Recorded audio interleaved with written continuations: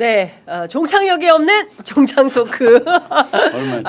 제가 진짜 오마이뉴스에 있을 때부터 이 두 분을 모시고 매주 월요일에는 외교안보 현안에 대해서 다뤄봤습니다. 야, 감회가 새롭습니다. 다시 모실 수 있어서 너무 영광인데요. 김종대 전 의원님 그리고 김창수 전 민주평통 사무처장님 나오셨습니다. 어서 오십시오. 안녕하십니까. 반갑습니다. 오랜만에 진짜 제외가. 오랜만에. 예. 일단 많은 애청자분들께서 오늘 오전 8시 반부터 김종대 의원이 나온다고? 와, 김종대 의원님 건강하셔야 됩니다. 그리고 어디가 편찮으신지도 독자들이 다 아셔요. 애청자분들이. 그리고 투석의 과정이 얼마나 힘든지도 다 아셔. 다 아셔. 다 말씀을 주시고 별걸 계셔서 다 아셔. 별걸 다 아시는데 일단 지금 근황을 다들 궁금해하시니까 좀 어떠신지 말씀 주세요. 예, 저는 개인적으로 제가 의지의 한국인 아닌가. 그렇죠.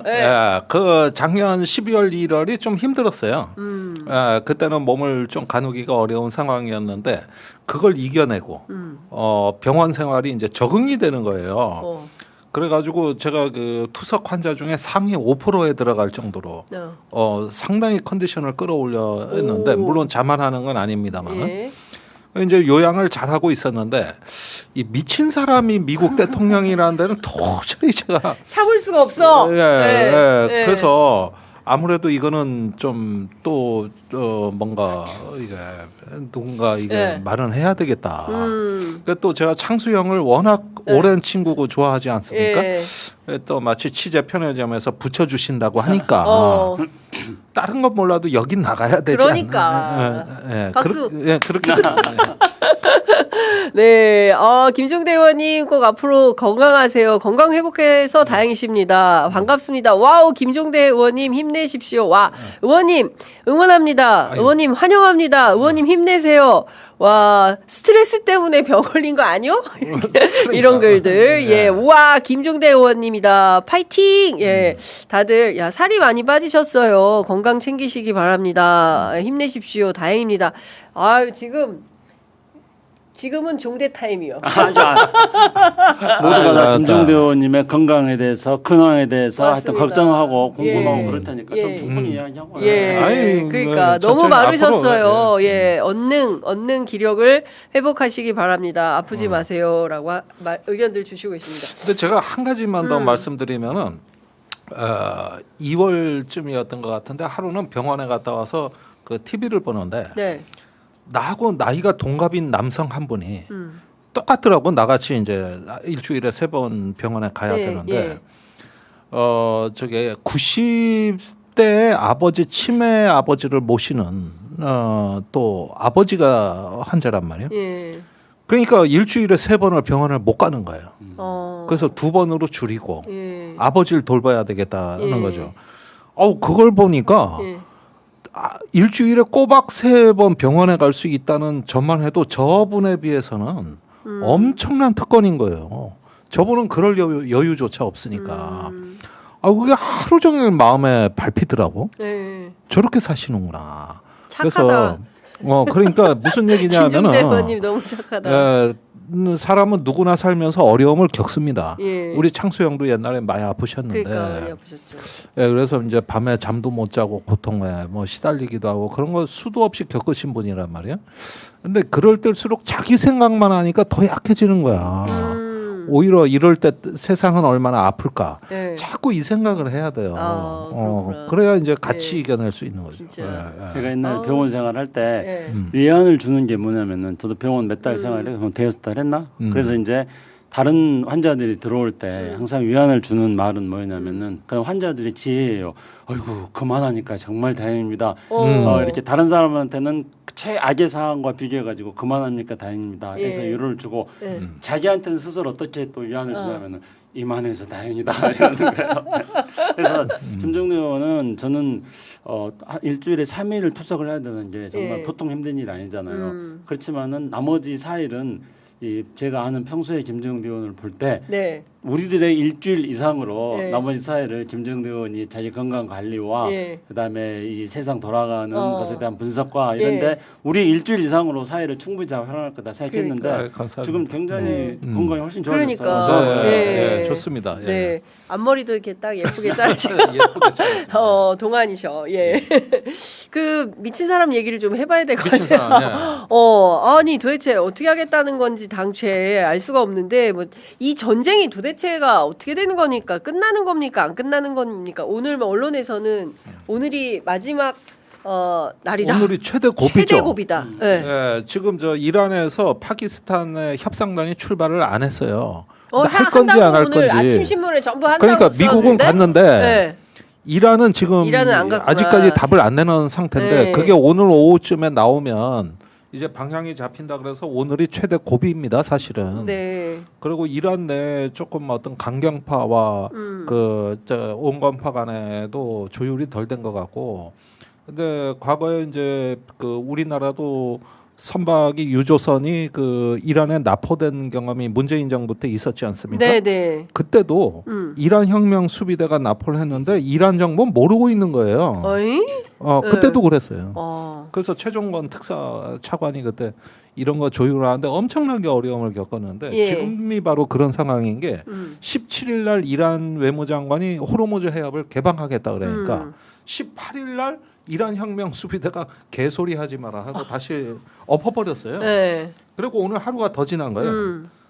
그러면은 지금 이런 상황이라는 게 과연 지금 어떤 그 어디로 이게 가느냐 하는데 일단은 이란 내에서 조율이 네. 조금 더 시간이 필요하지 않을까 좀 그렇게 봐요. 다시 또 전쟁이 이제 격화할 가능성, 그러니까 휴전에서 잘 종전으로 마무리가 되면 좋겠는데 그게 아니라 야 엎어 해가지고 이 미친 사람이 또 다시 전쟁을 격화시키는 이런 방식으로 갈 수도 있을까요? 어떻게 보세요? 우선은 내일이 휴전 마지막 날입니다. 네. 김정대 의원이 이야기한 것처럼 그래서 이제 오늘 내일 고비인 거죠. 네. 근데 내일 휴전 마지막이고 예. 그다음에 28일이 미국은 대통령이 전쟁을 개시를 할 때 의회의 동의를 거쳐야 됩니다. 근데 의회의 동의를 거치지 않고 60일간 대통령이 긴급 비상 상황에서 전쟁을 할 수 있는데 그 기한이 종료가 28일입니다. 네. 그러니까 이제 트럼프 대통령도 속되게 말해가지고 지금 완전히 막판에 이제 몰리고 있는 거죠. 그래서 모든 게 다 전쟁도 그렇고 모든 상황이 막바지에서 예. 어떤 극적 협상을 하기 위해서는 이제 지금 서로 간에 긴장을 최대한으로 높이고 있습니다. 네. 근데 여기서 이제 그 뭐 미치광이라 그랬는데 실제로 트럼프 대통령이 사용하는 전술은 예. 미치광이 이론입니다. 그러니까 자기가 미친놈처럼 보여가지고 상대방이 자기의 협상에 굴복하게 만드는 거. 네. 이건 이제 70년대 닉슨 대통령이 개발한 이론이거든요. 닉슨이 스스로 그 미치광 이론이야 이름도 붙였어요. 자기가. 네. 네. 그래서 이제 북베트남 당시 베트남 전쟁 당시에 북베트남 애들한테 이 닉슨이 나는 미치광이니까 나 핵무기도 쓸 수 있다 이렇게 하는 거였어요. 어차피 나는 미쳤으니까. 미쳤으니까. 그래서 이제 미치광이처럼 보여야 되고 예. 그러니까 트럼프가 지금 계속 미치광이 미치광이 전략을 쓰고 있는 거죠. 예. 그런데 이란은 지금 뭐냐면은 예. 벼랑 끝 전술이에요. 우리가 옛날에 벼랑 끝 전술에서 북한인데. 그렇지. 근데 북한이 전문가인데. 아니 예. 지금 우리 김정도 의원이 말했던 혁명 수비대 있잖아요. 어. 그거 하는 거에 북한 보위부에 하라도 이런 애들 하는 거하고 되게 비슷해요. 북한 보위부하고 비슷하다. 그래서 예. 이제 이란은 지금 벼랑 끝 전술 쓰고 예. 있는데 지금 현재 상황은 예. 휴전 막바지 예. 그리고 미국의 전쟁을 대통령이 할 수 있는 의회 예. 독립 할 수 있는 시기를 임박한 그 시점에서 지금 이 벼랑 끝 전술하고 미치광이 전술이 정면으로 좀 충돌하고 있습니다. 그래서 우리가 상식적으로 생각하면은 우리 장윤선 기자님 이야기한 것처럼 이제 막바지에서 좀 적정하게 밀당 좀 하다가 그다음에 이제 타협해야지. 네. 세계인들이 좀 괴롭잖아. 지금 괴롭잖아 다 근데 같이. 지금 이 벼랑끝 전술을 쓰는 네. 사람하고 미치광이 전술 쓰는 사람이 지금 부딪히는데 네. 이게 지금 어디로 갈지 굉장히 예측하기 힘들다. 그래서 우리는 이 트럼프의 말이라든가 이런 것들에 대해서 일희일비하면 안 돼요. 왜냐하면 트럼프는 오늘 다르고 내일 다르고 왜냐하면 그게 전술이니까. 네.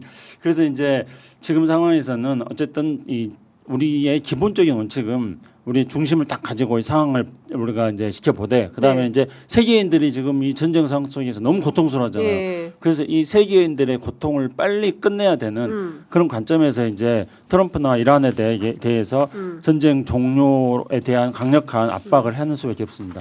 그러니까 그 미치광이 전략이라는 게요. 상대방한테 공포를 강요하는 하나의 방법이거든요. 네. 근데 트럼프의 미치광이 전략은 이란한테 새로운 공포를 강요한다거나 행동을 바꾸게 하는 수준에 이르질 못하고 단지 트럼프가 조롱의 대상으로 바뀐다는데 문제가 있는 겁니다. 예. 그러니까 이 미치광이 전략의 본질에서 벗어난 거는 미치광이 전략이 아니라 실제 미친 거예요.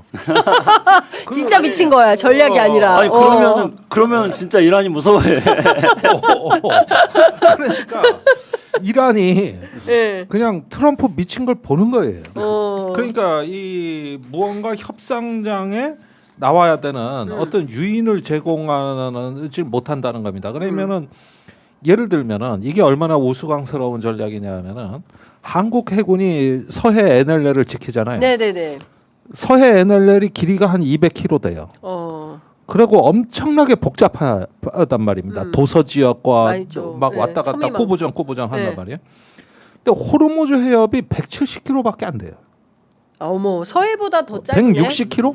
요 정도? 160km? 그리고 폭이 한 30km 된단 말이에요. 예.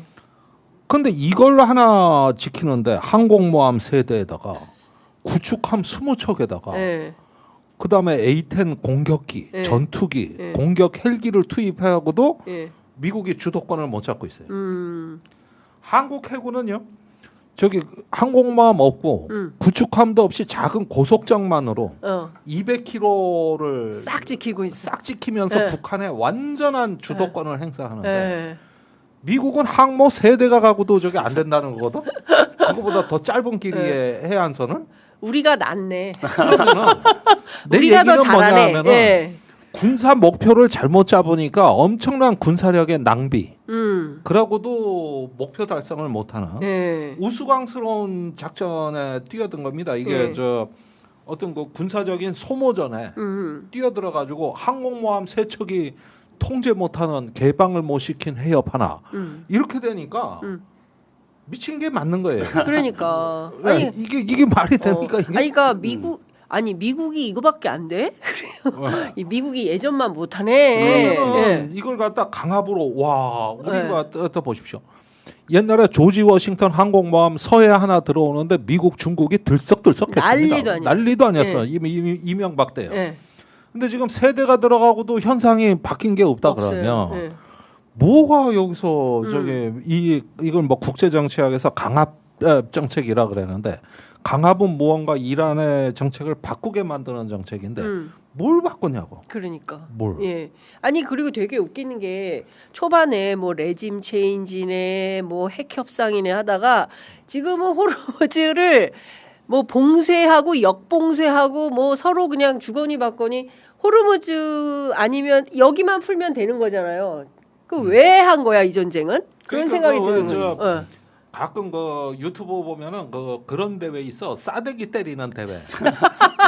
건장한 남자 둘이서 번갈아 가면서 한 대씩 때려. 그래서 그래? 누가 먼저 기절하느냐 게임인데 그거 하는 별게 거거든요. 다 있네. 지금 저걸 하고 있는 거다. 네, 김정도원 이야기한 것처럼 이 미치광이 전술의 최대 약점은 뭐냐면은 이거를 계속 반복해서 쓰는 거잖아요. 그러니까 이제 보통 우리가 말할 때 이 그런 거 있잖아요. 블러핑한다. 근데 이제 이게 여러 번 반복해서 하다 보면 이게 늑대화가 되는 거예요. 그래서 안 믿어. 그러면 지금 트럼프가 미치광이 전술을 너무 많이 쓰다 보니까 이 이란이 안 믿는 거야.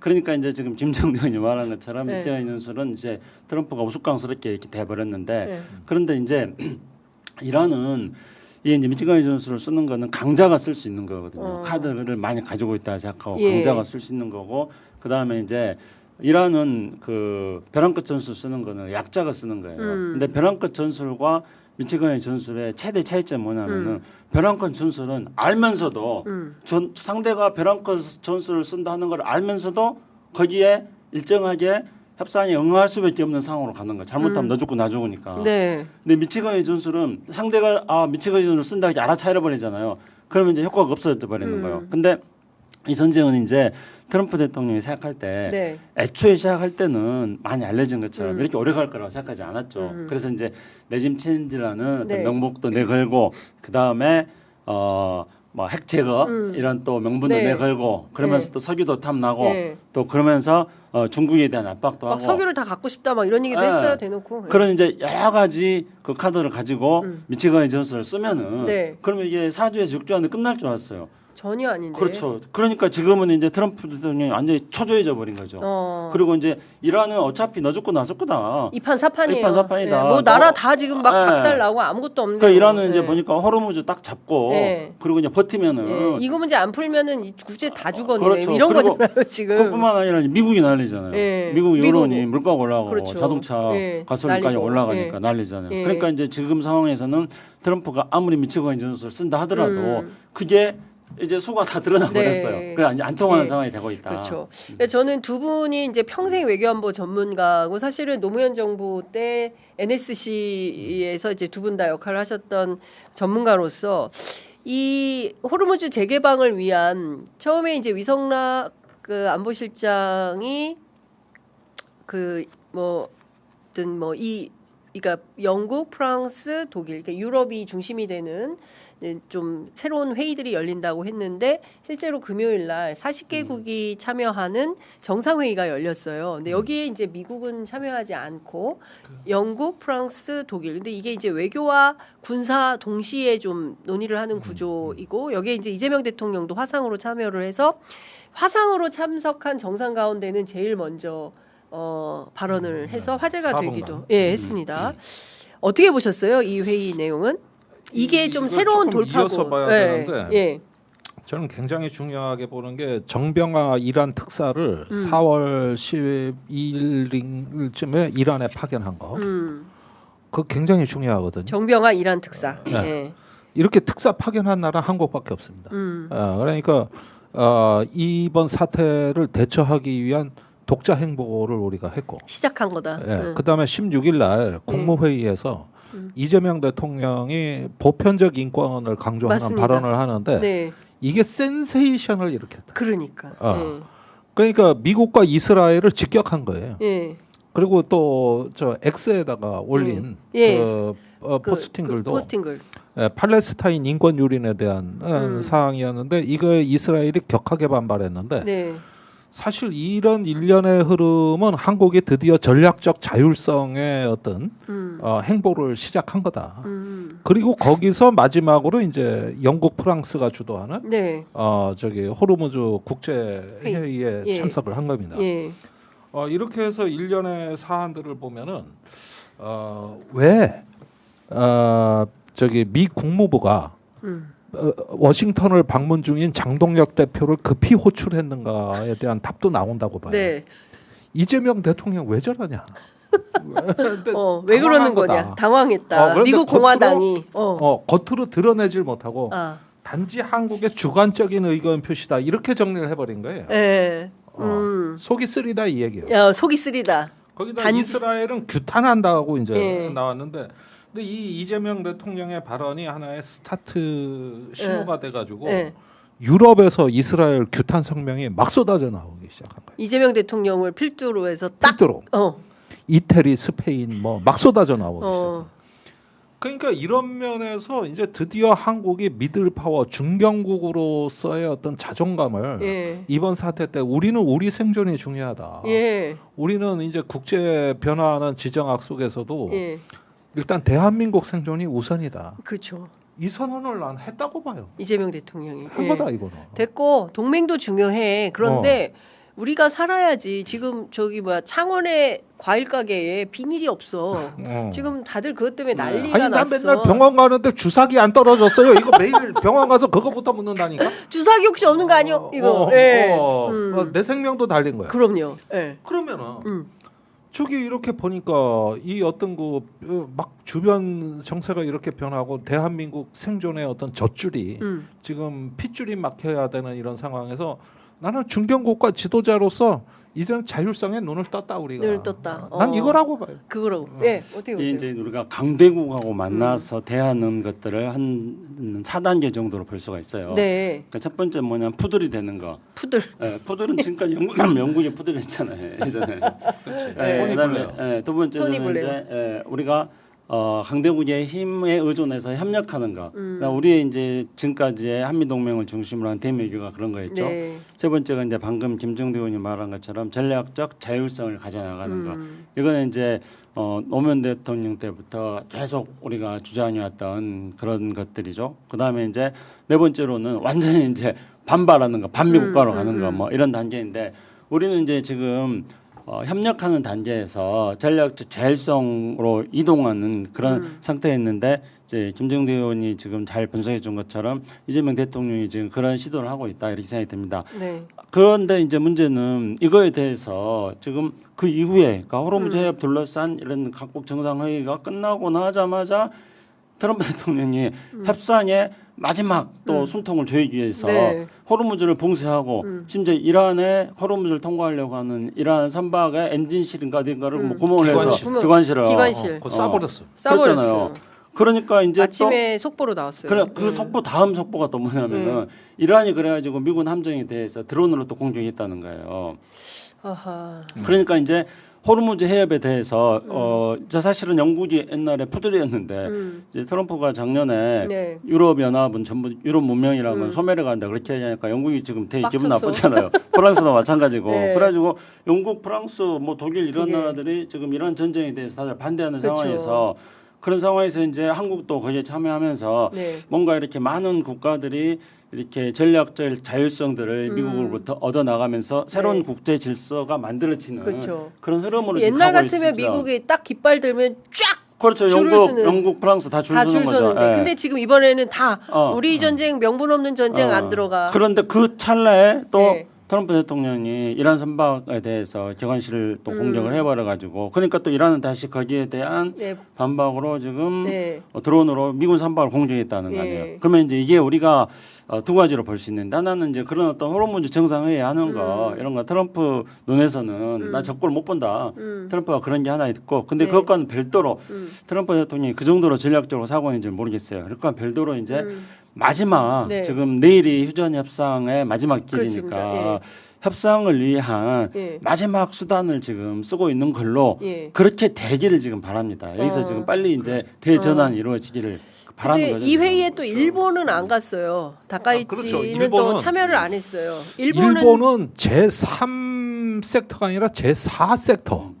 제4섹터? 그러니까 이런 국제 회의와도 무관하게 독자적으로 이란하고 외교적인 마쿠 채널을 갖고 있어요. 예. 그래서 굳이 여기 안 들어가도 그렇지 안 드러나게 예. 또 다른 외교를 하고 있는 거거든요. 예. 이건 일본식 전략적 자율성이라고 저는 얘기하고 싶고 이게 자꾸 이 사람들이 동맹이냐 자율성이냐를 선택적 관계로는 오해를 안 하셨으면 좋겠습니다. 예. 우리가 농구를 할 때 예. 한 발은 고정돼 있잖아. 그리고 나머지 한 발을 왔다 갔다 하면서 농구공을 어디로 저 던질까 우리 하는 거 아니야? 김창수 저 처장님께서 늘 하시던 말씀이네요. 그래요? 피벗이로. 피벗 외교. 그런데 이 고정된 발을 피봇이라고 하는 거예요. 예. 회전한다는 뜻이에요. 예.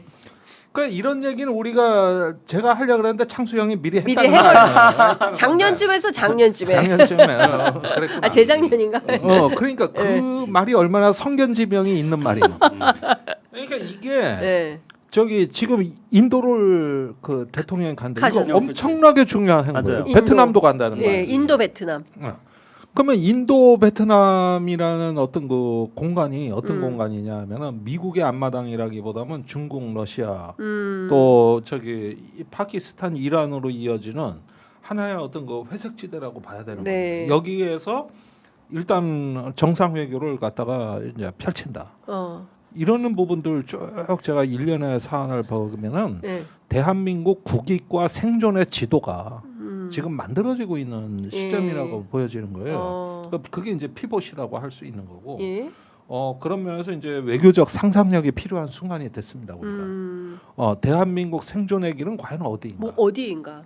그다음에 한국이 또 줄 수 있는 우리의 호르무즈 해협은 어디인가? 네. 우리도 반도체 제조업, 그렇죠. 예. 이게 있단 말이죠. 이것도 우리가 꽉 쥐고 있어야 되는구나. 이게 한국이 쥐고 가야 될 중요한 호르무즈죠. 호르무즈다. 한국의 호르무즈다. 한국의 호르무즈다. 예, 반도체. 예. 예. 그래서 이런 부분들을 보면서 하나의 단단한 정체성 만들기, 예. 어떤 단단한 국가의 정체성을 예. 형성해 나가는 과정이 아닐까. 그래서 이런 면에서 한번 뭔가 크게 우리가 전환점에 한번, 와 있다. 그러니까 일테면은 예전 같으면 강력한 한미 동맹 아래 미국이 요청하면 어디든 가야 되고 이를테면 지금 초반에 많은 기자들이 이제 춘추관에서 질문했던 게 뭐냐면 파병할 거냐 이란에 군사적 파병할 거냐 미국이 요청하면 파병할 거냐 이 질문이 제일 많이 나왔었어요. 근데 그런 분위기는 일도 아닌 거잖아요. 예. 그러니까 이제 미국이 지금 굉장히 당황스러운 거죠. 당황했어. 왜냐하면은 트럼프가 당황했어. 영국이 제일 먼저 파병을 해줘야 되는데 네. 영국이 반발하고 있지. 네. 그다음에 심지어 네. 아까 제가 말했던 그 4단계 그 강대국을 대하는 것 중에 완전히 친미로 그냥 그 줄 서는 그 나라가 일본 네. 아닙니까? 그렇죠. 일본조차 안 다카이치조차도 갔어요. 그 타이밍에서 트럼프 만났는데 오리발 내밀었잖아요. 예. 나 모른다 이렇게. 그리고 이제 그래서 트럼프가 오죽했으면은 지금 하는 이야기가 이스라엘이 제일 훌륭하다. 딴 놈들은 다 배신자. 이스라엘이 제일 훌륭해. 그런데 좀 전에 김정은 의원가 말한 것처럼 전 세계 여론은 다 이스라엘을 욕하고 있잖아요. 지금. 예. 심지어 그 이스라엘이 지금 폴란드 의회에서 나왔던 그 깃발 있지 않습니까? 이스라엘을 나치에 이렇게 비교하는. 그건 정말 충격적인 깃발이거든요. 그것도 또 극우 정치인이 가지고 나도 충격이야. 진짜. 그 정도로 지금 현재 내가 신문을 다시 봤어. 이게 극우인데 이 사람이 왜 그거를 들고 나왔을까? 그 정도로 지금 현재 이스라엘의 행태에 대해서는 전 세계가 다 규탄하고 분노를 하고 있는 그렇죠. 상황입니다. 그런 상황에서 트럼프 대통령만 이스라엘이 제일 잘했다 그러고 있고.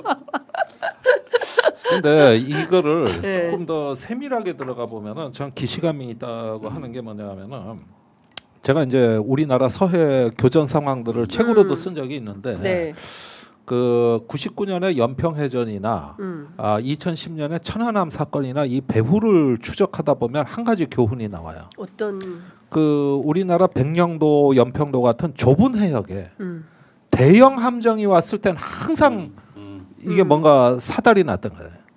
거기는 작은 고속정이 방어하는 데지. 이래 큰 배가 뭘 저 위력을 보여주기 위해서 왔다가 항상 실패했단 말이에요. 네. 그게 천안함 사건이라든가 연평해전입니다. 근데 지금 호르무즈 해협은 더 좁거든. 네. 여기에 그 대형 함정들이 마구마구 몰려온 거는 이거는 큰 전략적 오판이에요. 네. 거기는 그렇게 작전하는 장소가 아니에요. 여기는 기동성 있고 은밀하게 이렇게 하면서 해야 되는데 지금 어마어마하게 큰 함정들이 가고 있단 말이에요. 그러니까 뭐 까불면 죽어 뭐 약간 이런 식의 겁방용 아니에요? 예. 이란 혁명 수비대를 몹시 흥분시킨 거예요. 그러다가 이제 판이 바뀐 건 뭐냐면은 2월 말 3월 한 달 기간이 주로 공중전의 시기였어요. 근데 지금은 이게 어느 정도 이제 한계 상황을 넘어가 버리고 더 이상 이제 효과가 없어진 겁니다. 그러자 해역으로 전쟁터가 옮겨간 건데 여기서 대형 함정하고 저 이란의 저기 드론, 작은 고속정하고 이게 대치 상황인데 이게 2010년 경에 이명박 정부 때 우리 연평도 상황하고 비슷하다는 거예요. 그게 그러다가 사달이 나는 거예요. 아 불안한데. 그렇게 되면 이게 어떻게 되느냐?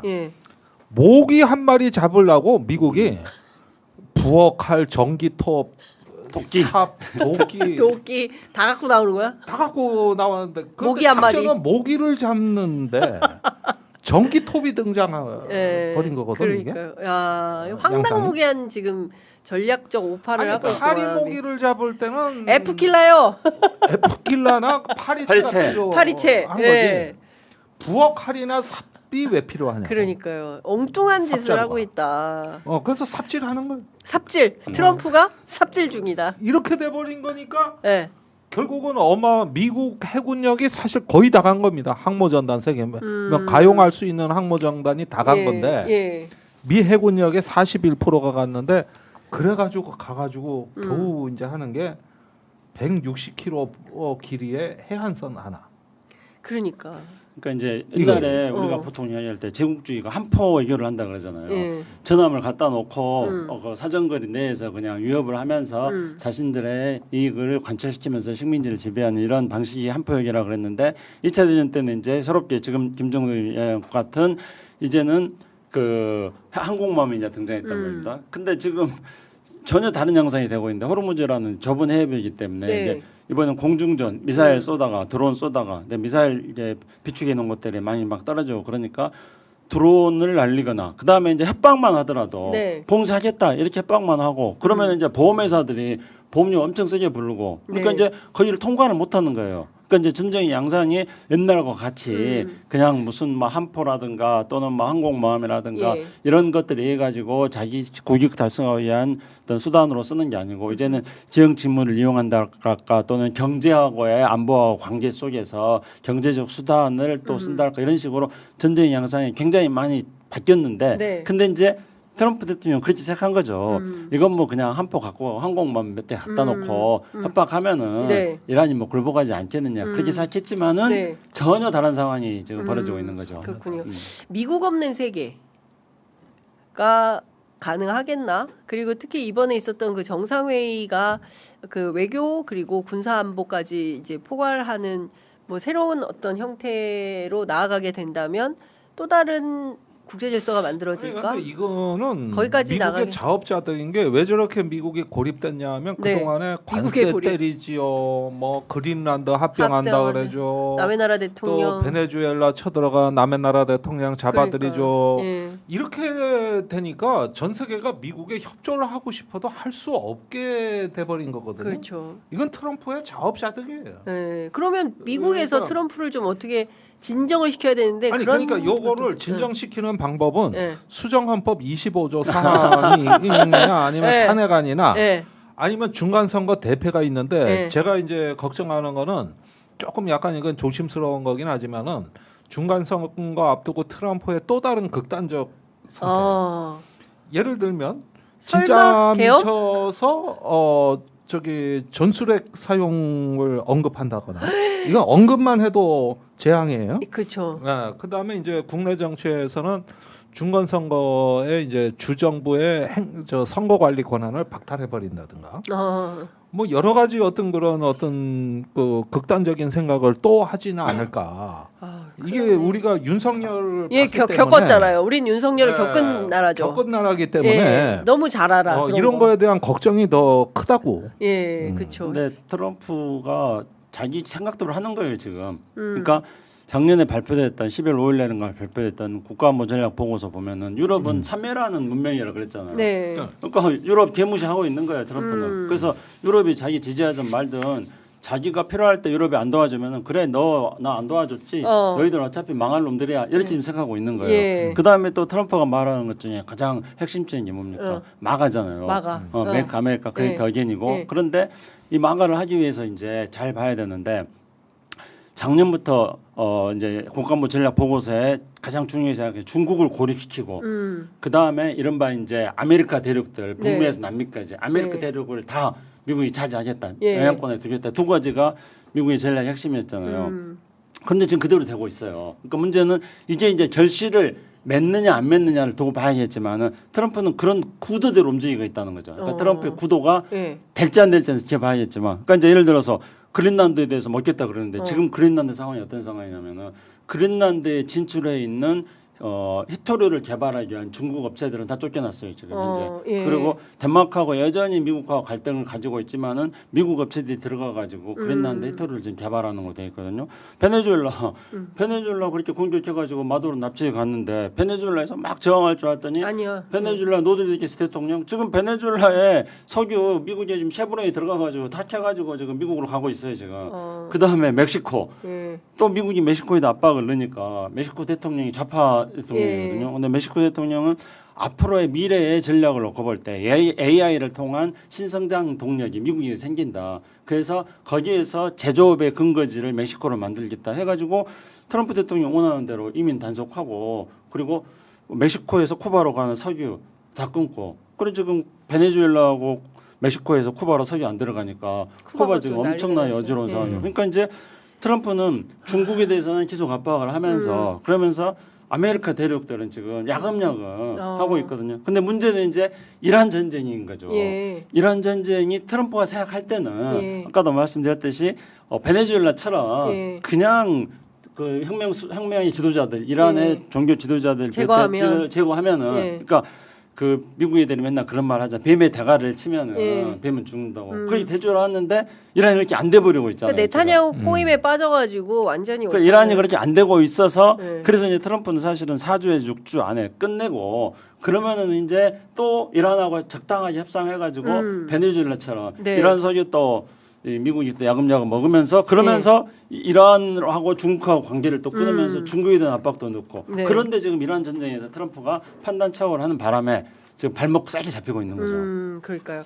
근데 제가 보기에는 이런 생각이 좀 들어요. 결국에는 이 전쟁은 끝날 수밖에는 없잖아요. 근데 어떤 방향으로 어떻게 끝날 거냐. 이란도 절대로 승복할 수가 없잖아요. 일단 어린아이들이 그렇게 많이 갑자기 전쟁 초반에 죽었고 이번에 협상을 하러 갈 때 그 아이들의 영정 사진을 다 싣고 가지 않았습니까? 이제 그런 게 상징하는 바 굉장히 그것도 자국민을 수만 명 학살한 정권이 갑자기 미국하고 싸우면서 인도주의적인 또 포장을 하고 있는데 이것도 옳지 않다. 전형적인 하이브리드 전쟁 양상입니다. 그 심리전을 배합하면서 그러면서 이란 정권이 지금 나름대로 또 그동안에 자국민 학살이라든가 여러 가지 인권 탄압을 했던 책임도 좀 간과돼서는 안 된다고 보고 그러니까 저기 성과 악의 싸움의 구도로 이걸 보면 안 되는 거예요. 성경에도 보면 악인은 또 다른 악인이 나타나서 처단해 주더라고. 항상 이게 비극적인 세계사란 말이에요. 자, 그런데 지금 상황에서는 저는 중동의 우크라이나화다. 중동의 우크라이나화다. 이렇게 보는 게 당분간 좀 암울한 전망입니다. 길어지네 그러면. 이게 뭐냐면 우크라이나 전쟁이 처음에 48시간이면 끝난다고 다 그랬어요. 맞아요. 지금 4년이 넘었어요. 4년. 아직 언제 끝날지도 그리고 작년에도 휴전 협상한다. 뭘 한다. 그런데 그러면 사람이 더 죽어요. 그러니까 지금 이 이란 전쟁도 이것이 장기화될 조짐이 저는 충분히 있다고 보는 건데 일단은 어느 정도 그 중동에서 과밀집된 군사력의 밀도를 낮추지 않으면 협상은 안 된다고 봅니다. 이렇게 군사력을 많이 놔두고 협상이 되겠냐? 어느 정도는 좀 빼주면서 이제는 좀 판을 정리하고 국제사회가 개입하고 관여할 때 그 협상이 되는 거지. 미국하고 이란한테 저렇게 최첨단 어떤 군사력을 놔두고 그 밑에서 둘이 협상하라고 하는 방식은 제가 보기에 단시간 내에 좋은 답변을 얻기가 어렵다. 전 그런 면에서는 이런 방식은 아니라고 생각하는 거죠. 휴전 협상을 하는데 지금 분명히 어려운 요소들이 있는 거죠. 우선은 무엇보다도 협상 테이블 1차 테이블이 만들어졌다는 것 자체는 2차 테이블로도 갈 수 있는 긍정적인 요소가 있다고 생각합니다. 그런데 1차 테이블에서 사실은 미국의 요구가 조금 과도한 부분이 있었죠. 그렇기 때문에 이란을 거패종국 취급하는 거잖아요. 이란은 지금 자기네들의 지도부가 그렇게 다 괴멸당하다시피 해가지고 또 분노를 하고 있는데 그런데 분노한 이란한테 패전국전을 하려고 그러니까 이란이 승복을 못하는 거죠. 그리고 이제 아까 말씀드렸던 것처럼 트럼프가 자꾸 이랬다 저랬다 하니까 이 트럼프의 미치광이 전술을 이란이 간파해 버렸어요 지금. 그리고 이제 세 번째로는 지금 호르무즈에서 트럼프가 막 또 계속 막판에 막 공격하고 이런 게 지나친 압박이라고 또 이란은 생각하고 있는 거죠. 그러니까 이런 요인들이 트럼프는 과거에 이제 비즈니스를 할 때 협상에서 이렇게 해가지고 결국은 자기 챙길 거 다 챙겼다 이런 경험을 가지고 이란한테 상대를 하고 있잖아요. 근데 이란은 그냥 비즈니스하는 상대가 아니거든요. 이란이 뭐 우리 김정동이 말했던 것처럼 자국민을 4만 명 학살한 거에 대해서는 저 분노합니다. 정말로 이런 거 용납할 수 없는 일이죠. 그런데 이제 어쨌든 또 이란 그 민족성이라고 이런 걸 본다면은 수천 세계에서 최초로 제국을 건설했고 이런 그리고 또 이란 사람들이 가지고 있는 자존심이 있는데 거기에 대놓고 이제 트럼프 대통령이 막 패종국 취급하고 또 트럼프 대통령이 지금 이번 2차 협상이 잘 안 되는 이유는 2차 협상하기 전에 마치 다 됐다는 듯이 자기가 했는 대로 이란이 다 따라올 것처럼. 그렇죠. 네. 그러면 이제 당연히 이란에도 다 강경파가 있고 온건파가 있고 이 세상에 다 그런 그렇죠. 것처럼 네. 이런 강경파가 트럼프가 마치 이란이 굴복해서 자기 의도대로 따라간다고 하면은 네. 강경파가 그거에 대해서 수긍을 하겠어요. 그러니까 또 반발하는 거죠. 그러니까 사실상 트럼프가 이 협상을 깬 거나 다름없는 게 트럼프가 저번에 벤스 부통령이 그 파키스탄에 가서 1차 협상을 네. 했을 때 이란 측에 제안한 건 20년간 농축을 네. 하지 말라는 거였거든요. 네. 이란은 5년간 안 하겠다는 네. 거고. 그래서 이걸 어떻게 좁히냐가 문제의 핵심인 걸로 알았는데 네. 이마저 트럼프가 걷어차서 20년이 아니라 무기한 저 농축을 하지 말라고 이렇게 트럼프가 바꾸고 그렇죠. 그다음에 일방적으로 승리 선언을 하고. 저 협상이 잘 된다고 해버리니까 협상을 하러 갔던 벤스가 기가 막힌 거야. 돌아오니까 황당한 저기 여기에 있었던 거야 대통령에. 알고 보니 저기 트럼프 벤스가 자기네 나라 대통령이 진짜 저기. 이번에 저기 또 협상을 하는데 나 안 가 이씨 이렇게 해가지고 벤스가 안 간다는 거요. 근데 가는 걸로 결정됐대. 다시 아침에 나왔대. 그 삐진 거 이제 맞아요. 서로 그 네가 벌린 거니까 네가 다시. 그러면 트럼프가 또 양보를 했을 가능성도 있는 거고. 그러니까 이란이 가만히 보니까 나는 가만히 있는데 지들끼리 지금 난리가 났네. 이래가지고 이런 호로 이래 된 거야 이게. 그러니까 진짜 지금 이 판이 굉장히 이를테면은 트럼프의 어떤 기이한 행동이 자국 내에서도 지금 상당히 많은 분란. 그 마가진영 안에 자기 지지층 안에서도 이거 뭐야 뭐 이런 거 중간에 그만둬 버리고 뭐 그러니까 온갖 혼란을 다 초래하고 있는 건데 저는 교황님 말씀이 딱 맞는 것 같아요. 그 한 사람의 폭군이 전 세계를 지금 다 어지럽히고 있는 상황인데 어떻게 됐든 이거 빨리 정리를 해야 되겠다. 아무래도 이거는 다음 주에 이어서 계속 가야 될 것 같고요. 53분이어서 우리가 지금 이 전쟁만 거의 53분 얘기하고 있어서 딴 얘기도 살짝 해야 될 것 같은데 우리가 지금 그 정동영 통일부 장관 발언 때문에 미국으로부터 정보가 차단이 됐어요. 하루에 뭐 50에서 100쪽 정도 이제 북한 대북 정보가 온다고 하는데 평안북도 구성시를 핵시설 소세지로 지목한 이후로 안 온다 이게. 그래서 오늘 아침에 여러 가지 비판이 있는데 그 남북관계 전문가 그거는 우선 김정도 의원이 이야기하고요. 그다음 53분밖에 안 남았으니까 제가 이재명 대통령의 인도 베트남에 대해서 한마디로 마지막으로 정리한 53분밖에 안 남았어요. 정동영 의원 발언은 우리 김정도 의원님이. 네. 먼저 그 이거는 미국이 정동영 장관을 빌미로 해가지고 트럼프에 대미 한국에 대한 어떤 서운함, 심술이 이런 식으로도 구체화된 거다. 심술이 구체화된 거다. 네, 구체화된 거고. 그다음에 좀 우리 내부에 약간의 어떤 그 좀 균열도 있는 것 같은 게 정동영 장관이 사고 친 게 언론에 너무 빨리빨리 이렇게 공개되는 거 보면 또 언론에 리크하시는 다른 분도 있는 것 같다. 이런 부분들로 해가지고 약간의 우리 내부도 조금 정동영 장관이 실은 누군가가 있나? 있죠. 있죠. 그래서 그런 부분들이 맞물려 돌아가면서 일단은 정 장관에 대한 어떤 화살이 좀 집중되는 것 같다. 이 부분이 지금 미국에서도 논의 중인 것 같아. 장동혁 대표가 또 하필이면 워싱턴 오늘 왔지만 이런 것까지 이제 맞물려 가지고 심리전의 양상까지 같이 전개되고 있다. 여기서 흔들리면 안 돼. 안 된다. 여기서 흔들리면 안 된다. 흔들리면 안 돼. 이런 거에 우리가 일비하고 흔들리면 안 되죠. 그 당초 11시로 예정되어 있던 장동혁 대표의 방미 성과 관련된 기자 간담회가 11시 20분으로 늦춰졌다고 합니다. 그 미국 일정 바꾸듯이 또 오늘 기자 간담회가 또 다시 쓰고 난리가 난 거야. 고치고 있어요. 그래서 원래 11시였는데 11시 20분으로 늦춰졌다는 말씀을 좀 드리고요. 취소하시는 게 좋아요. 그리고 아까 보니까 댓글 중에 이런 댓글이 있었어요. 김종대 의원님 빨리 건강 회복하셔가지고 국방부 장관 수행하시라 이런 댓글. 국방부 장관을 하셔야지. 수행이 아니라 국방부 장관 하라. 수임해라. 제가 잘못 읽었네요. 자, 그 인도 베트남. 그 시간 없으니까 이 굉장히 중요한 거거든요. 왜냐하면은 이제 이번에 인도 베트남 순방을 통해 가지고 핵심적인 것은 아세안 외교의 복원입니다. 그러니까 신남방 외교의 복원인 거죠. 그동안 윤석열 정부 때 완전히 파탄 났습니다. 네. 근데 아세안은 미국, 일본 못지않게 우리에게 있어서는 외교적으로도 중요하고 아세안 10개 국가니까 거의 플러스 인도까지 한다면은 거기다가 이제 무역량에 있어서는 중국하고 중국 다음으로 2위 뭐 미국, 일본, 중국, 아세안이 우리나라 무역에서 대부분을 차지하는 그런 중요한 나라입니다. 그래서 아세안과의 완전한 관계 복원을 지금 이제 이번에 이루어지고 있다는 것이고요.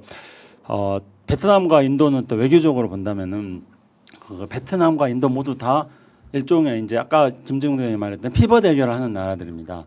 그러니까 인도는 중국이 주창하고 있는 상하이 협력기구에 참석하고 있고요. 미국이 하는 또 쿼드에도 참석합니다. 또 인도는 그래 인도는 우리가 딱 보면은 어떻게 보면은 이렇게 굉장히 균형 외교를 잘 하잖아요.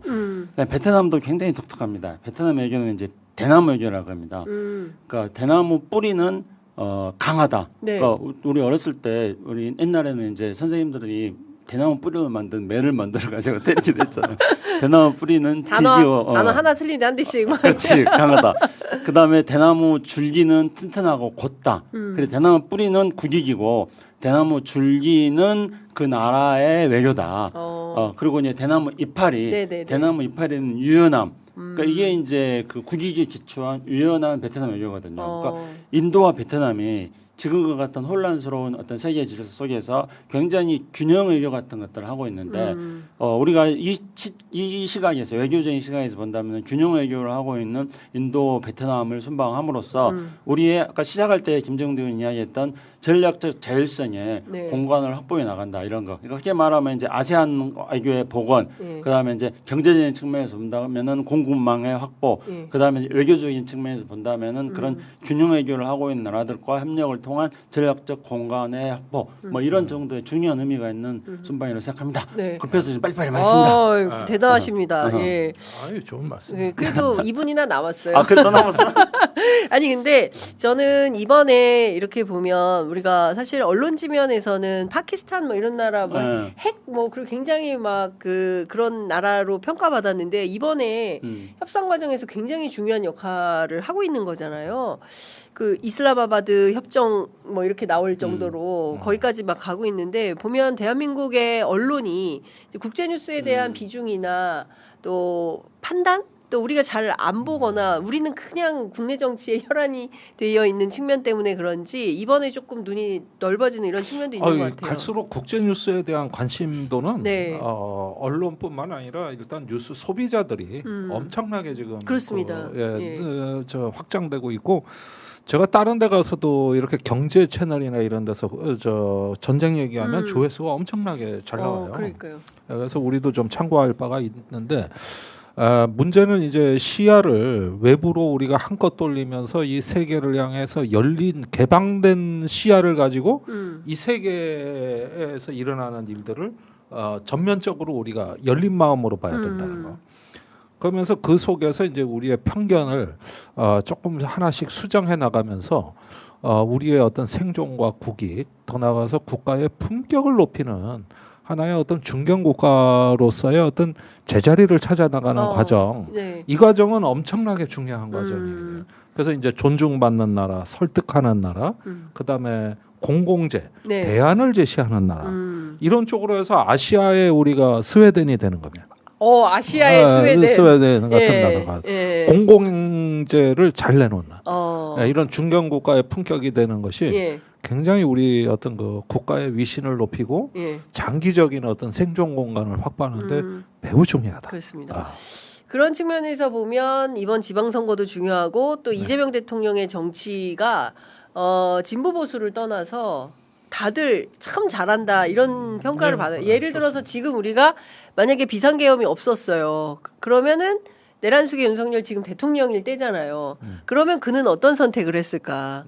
막 난리가 났겠죠. 미국에 줄 서고 뭐 부탁하지 않았는데 벌써 파병 결정했을 수도 있어. 아니 뭐 드론 날리고 그래 해가지고 그 북한의 공격을 유도해가지고 북한이 잘 안 움직이면 또 더 강력한 수단을 통해서 북한을 제압해가지고 국제적 충돌이 일어나서 뭐 지금 드론하고 미사일이 막 휴전선을 지금 이란하고 저기 이스라엘 사이에서 막 드론하고 미사일이 왔다 갔다 하듯이 우리 지금 빈부정 진대를 드론하고 미사일이 막 왔다 갔다 하는 그런 상황이 벌어졌을지도 몰라요. 끔찍하죠. 그 UAE 방문했을 때 UAE의 주적은 이란 아니냐. 이렇게 발언을 실제로 했었고. 네. 그다음에 우리나라가 이스라엘하고 방산협력 수준이 굉장히 높습니다. 지금 무기와 방산 기술이 여러 개 얽혀 있거든요. 이스라엘하고. 네. 지금 백령도 연평도에 우리 북한 겨누고 있는 미사일이 다 이스라엘제고, 그다음에 저기 그 북한의 탄도 미사일을 감시하는 조기경보 레이더가 이스라엘제입니다. 그래가지고 한국형 킬체인의 이스라엘 기술이 주축을 이루고 있어요.